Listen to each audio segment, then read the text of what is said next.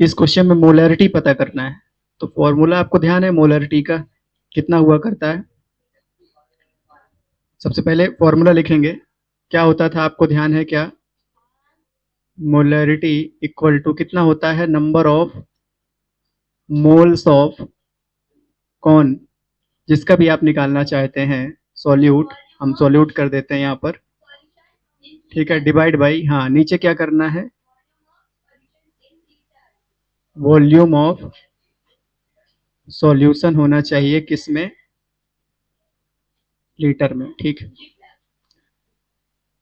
तो कुल मिला के ये है कि हमें नंबर ऑफ मोल्स निकालना है किसके, सॉल्यूट के। यहाँ पर सॉल्यूट क्या चीज है, देखिए ध्यान से क्या मिलाया गया है, क्या मिलाया गया है यहाँ पर, इतना CO NO3 whole twice 6H2O ये मिलाया गया है। कितना मिलाया गया है, तो 30 ग्राम मिलाया गया, ध्यान दीजिएगा जरा। तो मास ऑफ, ध्यान दीजिएगा, मास ऑफ सॉल्यूट कहें या ये कहें बात बराबर है ना, तो हम एक ही शब्द का प्रयोग करते हैं, इसको बार बार लिखते हैं, CO NO3 whole twice dot 6H2O। कितना लिया गया ये, 30 ग्राम। इसका मोलर मास निकाल लें, तो देखिए ध्यान से, molar mass of CO NO3 whole twice dot 6H2O। देखिए ध्यान से कैसे करेंगे, इसको अलग अलग नहीं करना है, ये C और O अलग अलग नहीं है, एक ही है। तो CO का एटॉमिक मास लिखेंगे इकट्ठा, प्लस नाइट्रोजन 2 हैं तो 2 इंटू नाइट्रोजन, प्लस ऑक्सीजन यहाँ पर 6 और एक 7, कितने हैं 7 ऑक्सीजन है, प्लस, नहीं बेटा 7 नहीं, ध्यान दीजिएगा, एक बात जो है वो हम लोग मिस कर गए। कितने हैं देखिए ऑक्सीजन, आप अलग अलग लिखना चाहें अलग अलग लिख देते हैं, पहले यहाँ का लिख देते हैं फिर उधर का बाद में लिख देते हैं, ठीक है। तो ये देखो 3 2 जा 6, 6 यहाँ पर है इधर, प्लस 6 यहाँ पर है, मतलब टोटल कितने हैं 12, बिल्कुल सही, 12 ऑक्सीजन है, प्लस हाइड्रोजन कितने हैं, हाइड्रोजन भी 12, हाइड्रोजन भी कितने हैं 12 हैं, तो 12 इंटू हाइड्रोजन, ठीक है। आपको CO का मास चाहिए, एटॉमिक मास बता देते हैं हम, 59, कितना होता है बेटा 59, ठीक है, ध्यान रखना है। उसके बाद तो आपको सबको याद है, सब आपको कितना है इसका, 2 इंटू 14 नाइट्रोजन का, और ऑक्सीजन का 16, 2 इंटू 16 प्लस 12 इंटू 1, तो इसको सॉल्व करके बताइए जरा कितना है ये पूरा।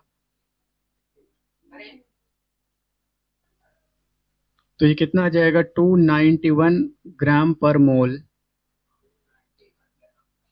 ठीक है।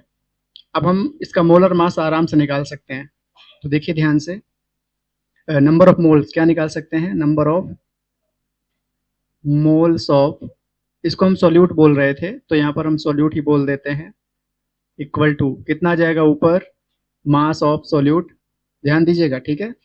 ऊपर क्या लिखेंगे, mass of solute divide by, नीचे क्या लिखेंगे, molar mass of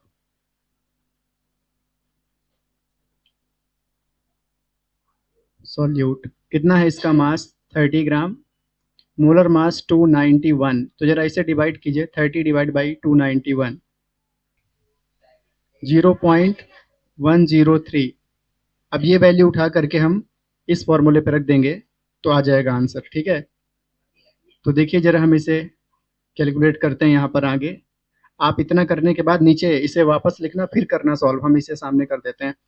number of moles of solute कितना आया था, 0.103 डिवाइड बाई, नीचे वॉल्यूम ऑफ सॉल्यूशन लीटर में, क्वेश्चन में दिया हुआ था 4.3 लीटर, कितना दिया हुआ है 4.3 लीटर, इसे सॉल्व कीजिए, कितना आया, बहुत बढ़िया, 0.023, और मोलरिटी को हम M से डिनोट करते हैं, अगर आपको ध्यान हो तो इसलिए M लगा देंगे यहाँ पर, ठीक है।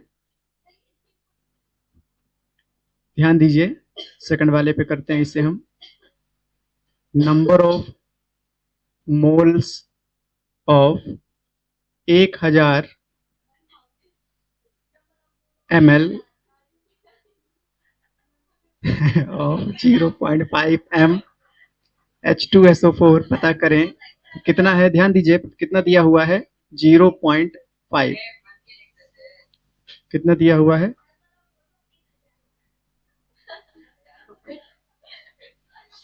ठीक है। हमें किस पे निकालना है वैल्यू, 30 ml पर। तो नंबर ऑफ मोल्स किसका निकाल दें, number of moles of 30 ml of 0.5 MH2SO4। तो इसका देखिए कैसे, इस तरीके से निकालेंगे, 0.5 में 30 का इंटू करके अगर हम से डिवाइड कर दें, इसको सॉल्व करिए जरा, कितना है ये, आप कर ही सकते हैं, कोई बात नहीं, बताइए इसको डिवाइड करके कितना है ये, 0.015।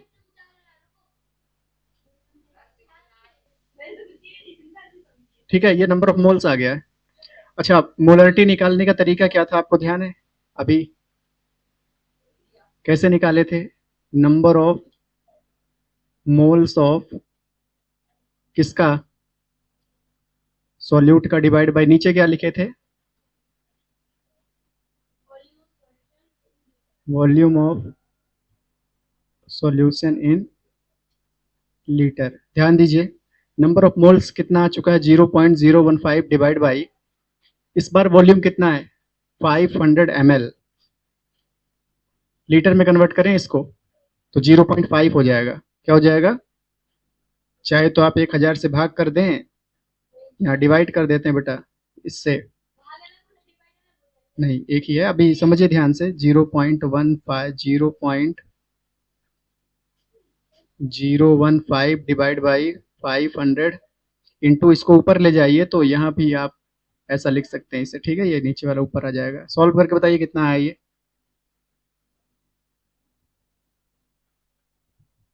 ये हमें 0.030 जैसा क्यों नजर आ रहा है, सही है,